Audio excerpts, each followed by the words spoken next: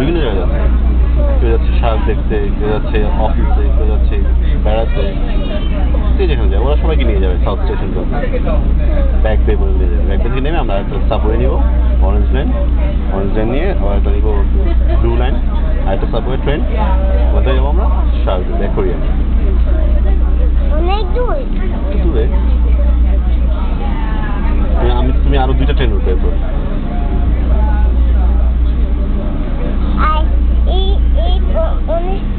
একটা এই ট্রেনের কারণে যতটুক যাওয়ার টাইম ততটুক আমরা নেমে আরেকটা ট্রেনে উঠবো। হ্যাঁ, তারপরে যতটুক যাওয়ার ট্রেন ওই টাইম ততটুক আবার নেমে আবার আরেকটা উঠবো।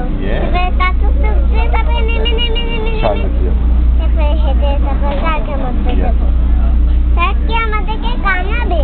না, কামড়াবে কেন? আর কাজগুলো ভেঙে তারপরে ধরা এসে না কামড়াবে?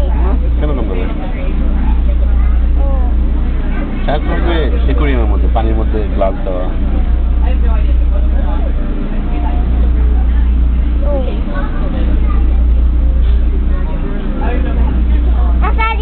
কেন সরি কেন?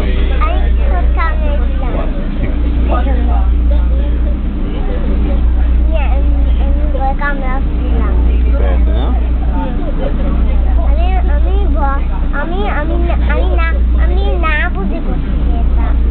না বুঝে করলে তো ঠিক হয়ে যাবে না? না বুঝে করলে